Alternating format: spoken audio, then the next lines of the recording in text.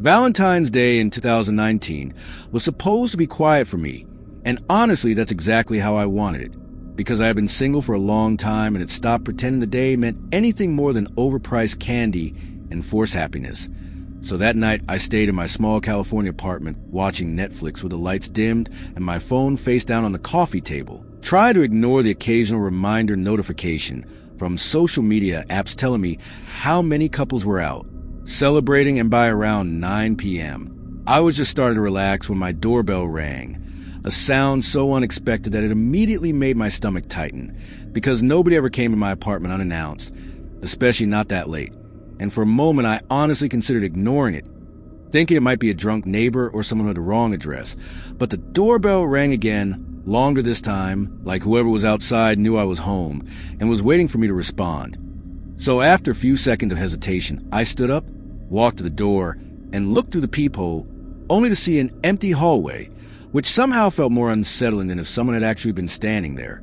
And when I opened the door, there was no one in sight, just silence and the hum of the hallway lights, until I looked down and noticed a small red gift box sitting neatly in front of my door, as if it had been placed there carefully, and I remember feeling a strange mix of confusion and embarrassment, because my first thought was that maybe someone had made a mistake and left a Valentine's gift at the wrong apartment. But when I picked it up, I saw a tag attached to the ribbon that read, "For you, from someone who loves you." And that's when the uneasiness really set in, because there was no one in my life who would send me something like that, and definitely no one who didn't already know where I lived. So instead of opening it right there, I brought the box inside, locked the door behind me, and placed it on the kitchen counter, while I tried to rationalize what was happening, telling myself it was probably some kind of prank or misdelivery. But the longer I stared at the box, the more wrong it felt, like it didn't belong in my apartment at all. And eventually curiosity got the better of me, and I lifted the lid to find a heart-shaped box of chocolates inside along with a folded piece of paper, and I actually let out a small nervous laugh at first, because it all seemed almost cliche, until I unfolded the note and read the 4 words written in messy handwriting: "Check your back door." And I felt my chest tighten instantly, because there was no context, no explanation, just an instruction. And I stood there frozen for a few seconds before slowly turning my head toward the back of my apartment, where the kitchen door led out to a small patio area. And as I walked toward it, I started noticing details I hadn't paid attention before, like how quiet the apartment suddenly felt, how I could hear my own footsteps too clearly against the floor, and when I reached the back door, I immediately saw that it wasn't fully closed, even though I was absolutely sure I had locked it earlier that evening. And when I pulled it open slightly, my heart dropped as I noticed faint wet shoe prints on the floor just inside the doorway, leading away from the door and deeper into my apartment. And that was a moment when panic finally took over, because there was no innocent explanation left, and my hands were shaking as I reached for my phone to call 911, only for the screen to light up with a new message from an unknown number before I could even dial, and the message simply said, "I'm already inside. Happy Valentine's Day." And reading those words felt like ice water being poured straight down my spine, because whoever sent that message knew exactly where I was, knew I had found a gift, and knew enough about my apartment to get inside without forcing anything. And as I stood there staring at my phone, barely breathing, I heard something else that made my blood run cold. A soft sound coming from down the hallway, like a floorboard creaking under someone's weight, followed by the faintest movement, as if someone had just shifted their stance after standing still for a long time. And in that moment, I realized with absolute certainty that I was not alone in my apartment, and whoever had left that gift hadn't come to celebrate Valentine's Day with me. They had come to remind me that they already had. The moment I heard that sound from the hallway, something inside me completely shut down, like my body had decided panic would only make things worse, and I stood there gripping my phone so tightly my fingers hurt while the screen still glowed with that last message. "I'm already inside," as if the words themselves were watching me. And I remember trying to listen past the sound of my own breathing, straining to hear any movement at all, but the apartment went unnaturally quiet, the kind of silence that feels deliberate, like whoever was inside had chosen to stop moving the second they realized I was aware of them. And after a few seconds that felt much longer than they actually were, my phone buzzed again with another message from the same unknown number saying, "You never lock your doors, Daniel." And seeing my own name written by a stranger made my stomach twist. because that meant this wasn't random and it wasn't new. Whoever this person was had been watching me long enough to learn my habits. And with shaking hands, I finally managed to dial 911, holding the phone in my ear as it rang once, twice, 3 times before the call abruptly dropped. And I tried again, thinking it was just bad reception, but the call failed a second time, and that's when I noticed my Wi-Fi signal had disappeared, and my phone showed no service at all, which didn't make sense because I had never had issues like that before. And as I stood there realizing how completely cut off I was, I heard a new sound, one that sent a sharp jolt of fear through me. The soft click of my bedroom door closing at the end of the hallway, slow and controlled. Like someone didn't want to make too much noise, and I felt an almost overwhelming urge to run out of the apartment. But the thought of turning my back on whoever was inside stopped me cold. So instead I moved quietly into the kitchen and grabbed the first thing that felt even remotely useful, a small knife from the counter that suddenly felt ridiculous in my hand. Because no matter how tightly I held it, I knew it wouldn't really protect me from someone who had planned this far ahead. And step by step, I moved down the hallway, trying to keep my breathing shallow, my eyes fixed on the bedroom door. And as I got closer, I noticed the light was on inside the room, even though I clearly remembered turning it off earlier that night. And that detail bothered me more than almost anything else, because it meant whoever was in there had taken the time to make themselves comfortable. And when I finally pushed the door open, half expecting to see someone standing right in front of me, the room was empty, at least at first glance. The bed neatly made, the window closed, nothing obviously out of place, until I noticed closet doors standing wide open and the mirror across from it reflecting something that hadn't been there before. Words written across the glass in thick red lipstick that read, "Turn around," and for a moment I genuinely considered doing exactly what it said. Because some part of me thought that if I just faced whatever was happening, it might end. But instinct took over the last second, and I stayed perfectly still, staring at my own pale reflection in the mirror, while my heart hammered so loudly I was sure whoever was behind me could hear it. And I waited for something to happen, for a hand to grab me or a voice to speak. But nothing did, and the silence stretched on until my legs started to shake, and my grip on the knife loosened. And that's the last clear memory I have of that night. Because the next thing I knew, I was waking up in my bed with sunlight coming to the window and the sound of voices in my apartment, disoriented and exhausted like I'd been drugged.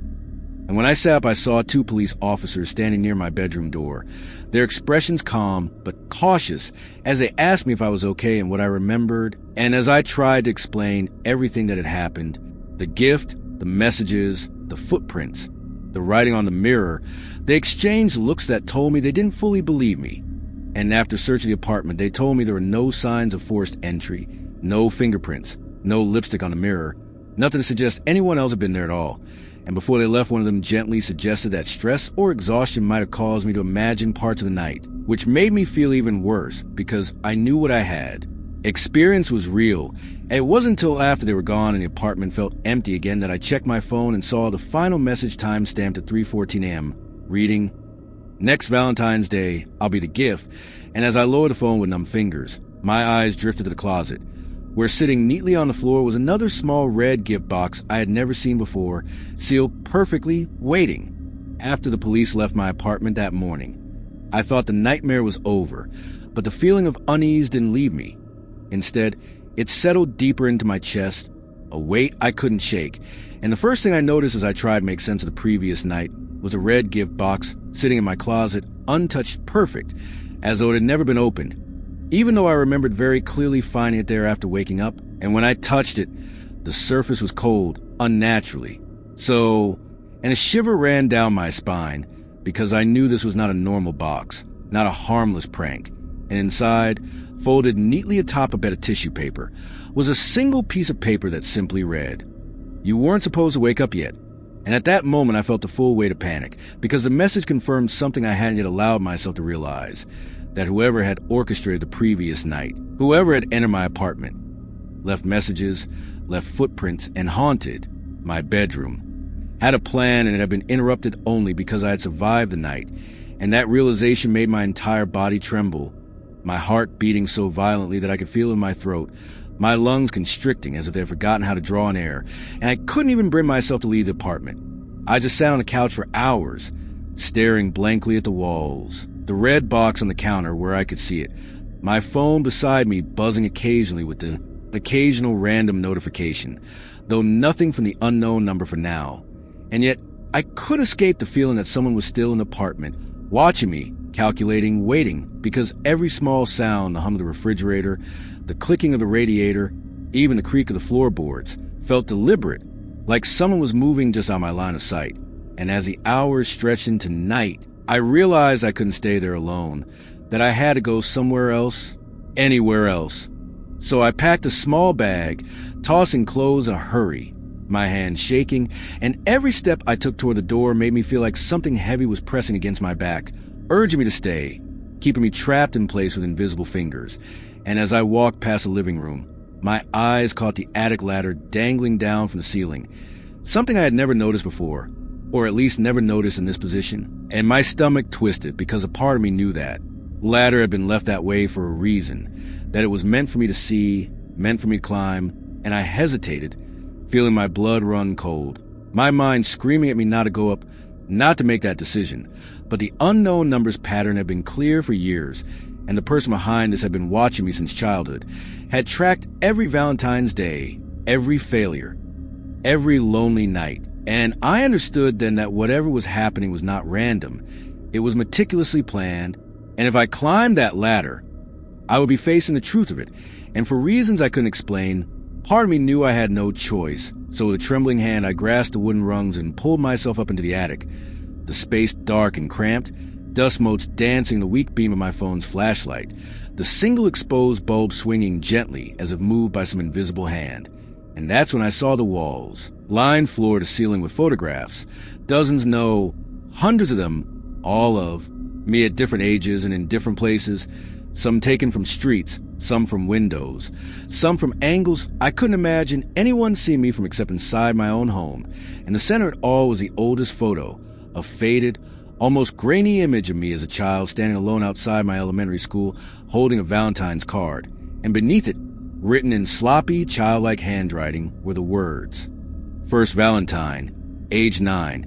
And suddenly everything clicked, the way every Valentine's day I had been alone or sick or abandoned, the way nothing had ever gone right, the small accidents and illnesses, the missed plans, every single one-part pattern, a carefully crafted routine by someone who had been obsessed with me for years, decades even, and as the thought sank in, I felt movement behind me.